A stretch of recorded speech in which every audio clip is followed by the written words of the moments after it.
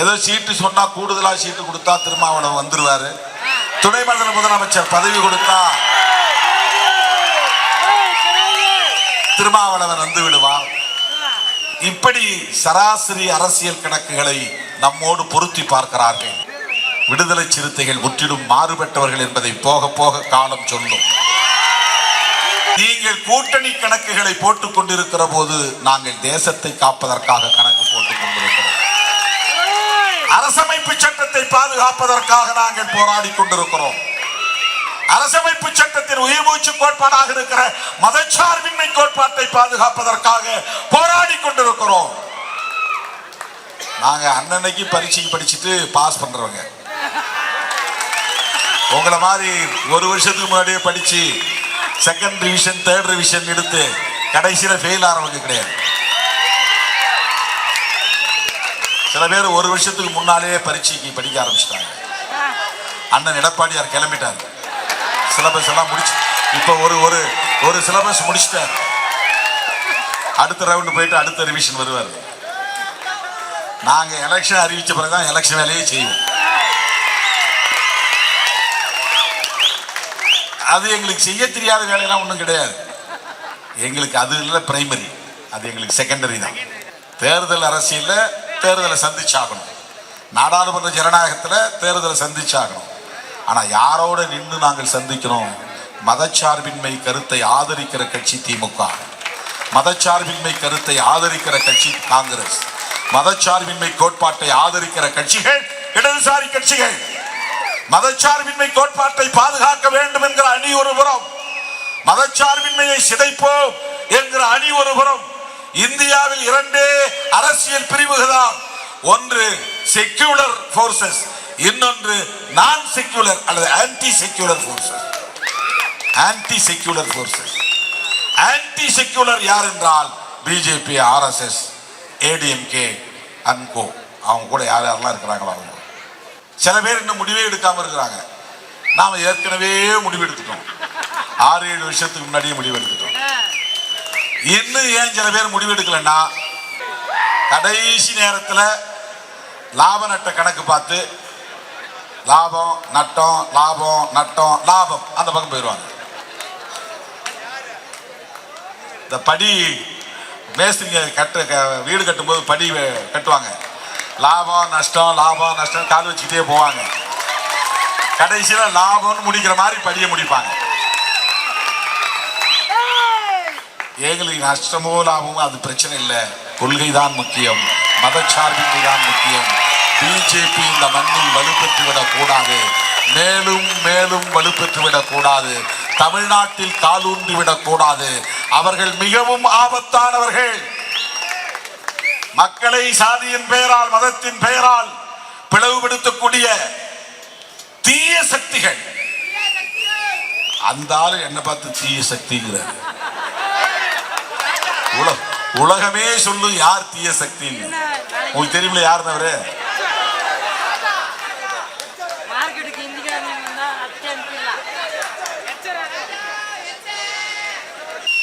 BJP, RSS தமிழ்நாட்டிலே வலுப்பெற்று விட்டால் முஸ்லிம்களுக்கு எதிரான வெறுப்பு அரசியலையும் கிறிஸ்தவர்களுக்கு எதிரான வெறுப்பு அரசியலையும் இன்னும் தீவிரப்படுத்துவார்கள், கூர்மைப்படுத்துவார்கள், ஆழப்படுத்துவார்கள். இந்து முஸ்லிம் கலவரத்தை தூண்டுவார்கள், வன்முறைகளை தூண்டுவார்கள். எலெக்ஷன் நேரத்தில் என்னென்ன பண்ண போறாங்கன்னு தெரியல. பண்ணுவாங்க. அதான் அவங்க எல்லா மாநிலங்கள்லயும் அப்படி பண்ணிக்கிட்டு இருக்கிறாங்க. மதம் சார்ந்த வன்முறைகளை தூண்டுவது. விடுதலை சிறுத்தைகளை எங்க அணிக்கு வாங்கன்னு அவங்க கூப்பிடுறது எதுக்குன்னா, நம்ம மேல இருக்கிற கரிசனம் கிடையாது, திமுக கூட்டணியை உடைக்கணுங்கிறதா அவங்க நோக்கம். அது எடப்பாடியார் அவர்களுக்கு கொடுக்கப்பட்டிருக்கிற அஜெண்டா. நீ இப்படிதான் பேசணும், எப்படியாவது திருமாவளவன் பிடிச்சு வெளியே கொண்டு வா, துணை முதலமைச்சர் தரேன்னு சொல்லு, கூடுதலா சீட்டு தரேன்னு சொல்லு, இன்னும் கொஞ்சம் ஆசையை காட்டு, அவன் மயங்குற அளவுக்கு ஆசையை காட்டு. அவன் வெளியே வந்தா ஒன்னொன்னா பிடிங்கிடலாம், செங்கல்ல உருவிடலாம், கூட்டணியை உடைச்சிடலாம். இது யாரோ வெளியில இருந்து ஏற்பாடு செய்து அண்ணன் எடப்பாடி அவர்களுக்கு சொல்லி தந்து இப்படி சொல்லுங்க, உண்மையிலேயே அவர் ஆட்சியை அமைக்கிறோம், திமுக ஆட்சி வேண்டாம், அண்ணா திமுக ஆட்சி, அது அம்மா ஆட்சின்னு சொன்னாலும் சரி, எம்ஜிஆர் ஆட்சின்னு சொன்னாலும் சரி, அந்த ஆட்சி தான் நாங்கள் அமைக்க போறோம் அப்படின்னு சொல்லியிருந்தால் எந்த சூழலிலும் பிஜேபியோடு நாங்கள் சேர மாட்டோம் என்கிற நிலைப்பாட்டில் உறுதியாக இருந்திருக்க வேண்டும். 2021 சட்டமன்ற பொதுத் தேர்தலிலே தோற்று போன அதிமுக முன்னணி தலைவர்கள் எல்லாம் என்ன சொன்னார்கள்? பிஜேபியோட சேர்ந்ததால் தான் நாங்கள் தோற்று போனோம் சொன்னாங்களா இல்லையா? முன்னாள் அமைச்சர் ஜெயக்குமார் சொன்னாரா இல்லையா? இப்ப அவர் இல்லைன்னு சொன்னாலும் சொல்லுவார், நான் எப்ப சொன்னேன்னு சொன்னாலும் சொல்லுவார், நான் அப்படி சொல்லவே இல்லைன்னு சொன்னாலும் சொல்லுவார். ஆனா அவர் சொன்னது யூடியூப்ல கிடக்கு. அவர் சொன்னார், நான் இங்க தனிக்காட்டு ராஜா மாதிரி இருந்தேன், ராயபுரம் தொகுதியில முடிசூடா மன்னனா இருந்தேன். கரெக்டா சொல்றான் பாருங்க பசங்க, எந்த அளவுக்கு அரசியல் நுட்பமா கவனித்துக் கொண்டிருக்கிறார்கள் சிறுத்தைகள். முடிசூடா மன்னனா இருந்தேன்.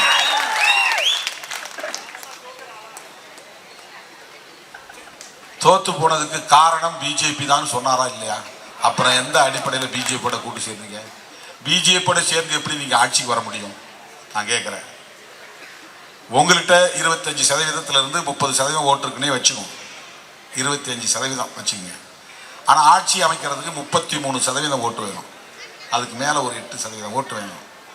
8% ஓட்டை நீங்கள் பிஜேபியோட சேர்ந்து வாங்கிட முடியுமா?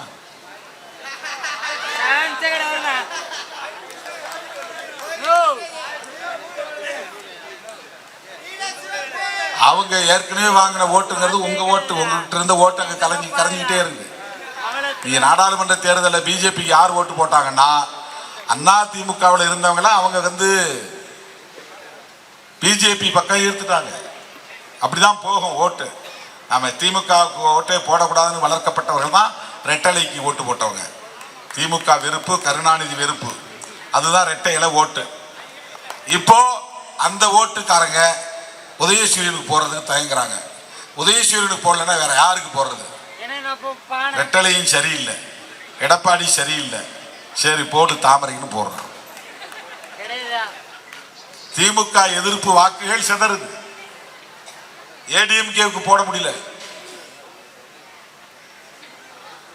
அப்ப உங்க வாக்குகள் மெல்ல மெல்ல சரிகிறது, பிஜேபி பக்கம் நகர்கிறது.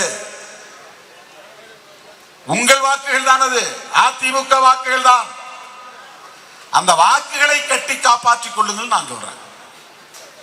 நீங்க யார்? நாங்க இணக்கமா இல்லைன்னு சொல்ல நீங்க யார்? நான் ஜெயலலிதா அம்மாவுக்கு தம்பியா இருந்திருக்கிறேன் ஒரு காலத்துல. அவங்களே சொன்ன ஸ்டேட்மெண்ட், தம்பி திருமாவளவன் எங்கிருந்தாலும் வாழ்க சொன்னாங்களா இல்லையா? அந்த உரிமையோடு சொல்றேன். டிஎம்கே வர்சஸ் ஏடிஎம்கே, தமிழ்நாட்டு அரசியல் முரண்பாடுகள் இருந்தாலும் பிஜேபியோ அல்லது காங்கிரஸ் கூட தேசிய கட்சிங்க வளர முடியாமல் போனதுக்கு என்ன காரணம்னா எம்ஜிஆர் வளர்ந்ததால தான். எம்ஜிஆர்னு ஒரு ஆளுமை உருவாகாம இருந்திருந்தா டிஎம்கே வெர்சஸ் காங்கிரஸ்னே இருந்திருக்கும் அரசியல். 1967 அதன் பிறகு தொடர்ந்து 72 எம்ஜிஆர் கட்சி ஆரம்பிச்ச உடனே அது டிஎம்கே வெர்சஸ் ஏடிஎம்கே மாறி போச்சு. கருணாநிதியா எம்ஜிஆரான அரசியல் மாறி போச்சு. அதனால காங்கிரஸ் போயிடுச்சு பின்னால. அதனால்தான் பிஜேபி இங்க கால் வைக்க முடியல.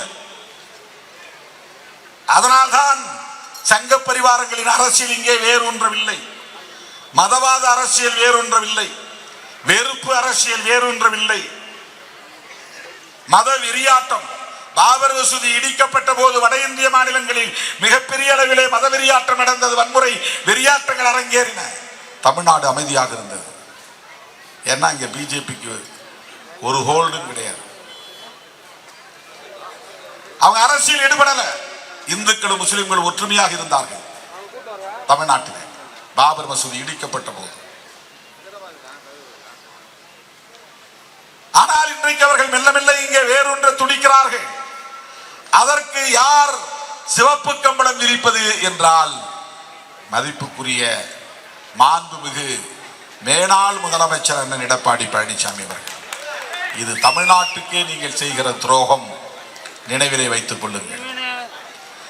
2026 சட்டமன்ற பொதுத் தேர்தல் முடிந்த பிறகு அதிமுக தொண்டர்கள் சொல்வார்கள், அன்னைக்கு திருமாவளவன் சொன்னாரு, நாம தான் புரிஞ்சுக்கல. பிஜேபியால் அதிமுக வலுவிழந்து விடும் என்று கவலைப்பட்டவன் திருமாவளவன். சில அற்பர்கள் சொல்றான், நீ உன் கட்சியை வளர்க்கறத விட்டுட்டு ஏயா நீ எடப்பாடி கட்சி வீக் ஆயிரும் சொல்லிட்டு இருக்கிற அப்படின்றான்.